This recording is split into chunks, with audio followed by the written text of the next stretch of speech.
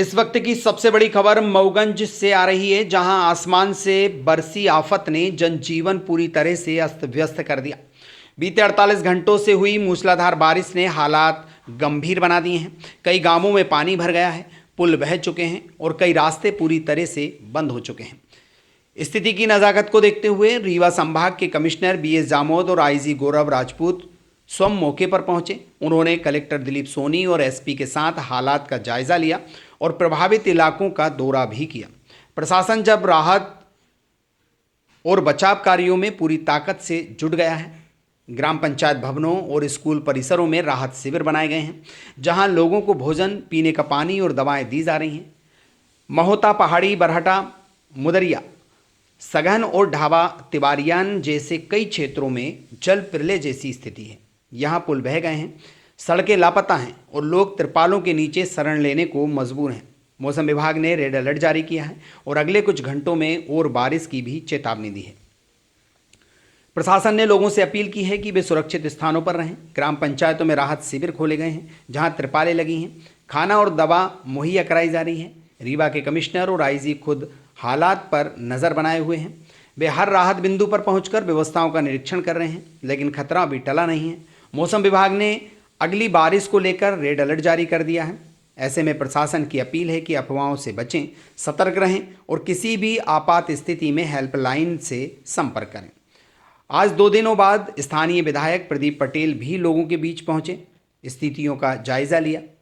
वहीं पूर्व विधायक सुकेंद्र सिंह बन्ना द्वारा 2 दिनों से राहत और बचाव कार्य भी किए जा रहे हैं और लोगों की मदद की जा रही है। फिलहाल मऊगंज में हालात बेहद चुनौतीपूर्ण हैं, लेकिन प्रशासनिक अमला हालात को संभालने के लिए हर संभव प्रयास कर रहा है। खुलासा न्यूज़ मऊगंज जिला ब्यूरो चीफ सुनील पांडे की विशेष रिपोर्ट। कई घर क्षतिग्रस्त हो गए, पुल जो है डूब चुके थे, आवागमन प्रभावित हुआ, उसको लेकर सर किस तरह का जो है प्रशासनिक प्रयास किया जा रहा है?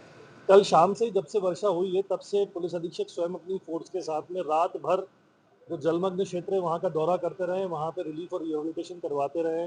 एसडीआरएफ भी अपने काम में लगी रही है और उसी अनुक्रम में मैं और कमिश्नर साहब आज यहाँ पे आए। हम उन जगहों को देखने जा रहे हैं, स्वयं विजिट करने जा रहे हैं, जहाँ पे इस तरह की जलमग्न अवस्थिति के कारण से क्षतिग्रस्त सर बहुत से लोगों को बेघर हो रहे हैं, शायद उनको रहने के लिए कोई आशाएं नहीं है, उनके लिए किस तरह का जो हमने अभी फोर्स को ये बोला है कि जहाँ जहाँ भी ऐसे लोग हैं जिनके पास कोई आसरा वगैरह नहीं है, उनको नज़दीकी कैंप में शिफ्ट कराया जाएगा और उसके बाद प्रशासन जो है वो अपनी कार्रवाई पूरी करेगा। बारिश के कारण बहुत से घर क्षतिग्रस्त हो रहे हैं, इसके दृष्टिकोण से किस तरह से प्रशासनिक पहल की जा रही है ताकि उनका कोई आशियाना मिल सके? देखिए, मऊगंज में सबको ज्ञात है कि भारी बारिश हुई है और इसको दृष्टिगत रखते हुए पूरे ज़िले में कई संपत्तियों का नुकसान हुआ है, ये सही है, किंतु प्रशासन ने लगातार निगरानी रखी और किसी भी तरह की जनहानि नहीं होने दी। कई मकान गिर गए हैं, ये भी सही स्थिति है। इसी का जायजा लेने के लिए मैं और आईजी साहब भी आज मऊगंज क्षेत्र का भ्रमण पे हैं।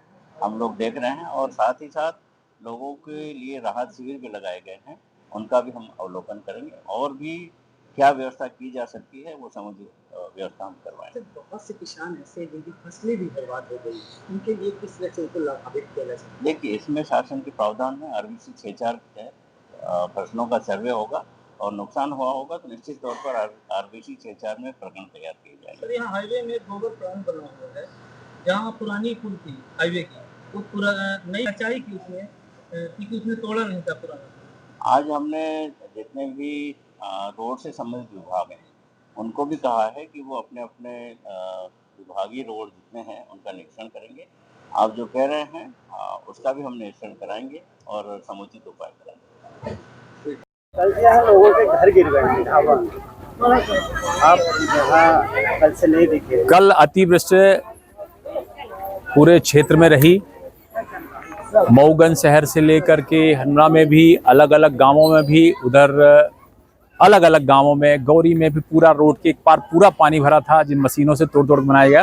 तो पूरे क्षेत्र में लगातार रात से ही लेकर के पूरे दिन मॉनिटरिंग करके पानी निकलवाने का प्रयास किया गया था।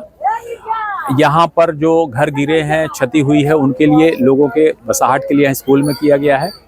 कल से सारा प्रशासनिक अमला, हम सब लोग, आप भी सब जगह भरी वर्षा में आप सब लोगों ने घूमा है और मुझे लगता है कि पूरी तैयारी के साथ कमिश्नर साहब भी इसका जायजा ले रहे हैं और पूरी विधानसभा क्षेत्र में दोनों ब्लॉकों का अलग अलग करके भी सर्वे कराया गया है। अभी और भी सर्वे में आ रहे हैं, हर गांव में पटवारी लगे हुए हैं कि कहाँ किसकी कितनी क्षति हुई है उसको देख करके और बराबर उनका जो क्षति है उनकी जितनी पूर्ति है जो शासन की आरबीसी एक्ट में प्रावधान है उसके तहत किया जाएगा। कल से यहाँ लोगों के घर गिर गए हैं ढाबा। प्रदेश में मैं समझता हूँ, जहाँ तक मऊगंज जिले का सवाल है, अपने मऊगंज विधानसभा का सवाल है, काफ़ी मात्रा में बारिश हुई। अब कुछ जगह ऐसी स्थिति बनी हुई है कि बाढ़ आई नहीं, बाढ़ लाई गई है।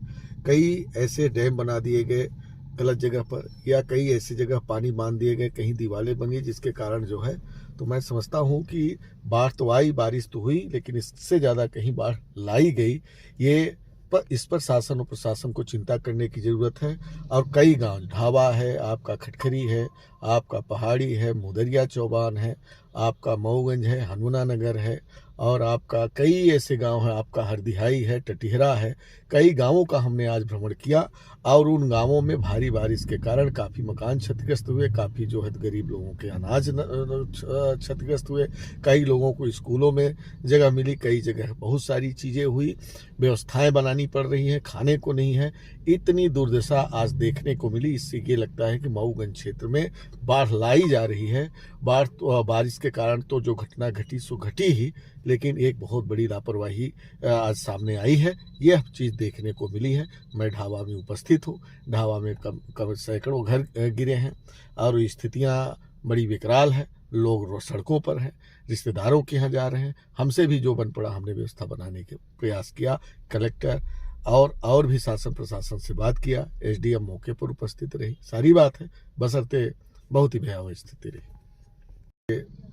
प्रदेश में मैं समझता, अगर आप ये वीडियो YouTube पर देख रहे हैं तो हमारे चैनल को सब्सक्राइब करें और बेल आइकन को दबाना ना भूलें। अगर आप Facebook पर ये वीडियो देख रहे हैं तो हमारे पेज को लाइक करें।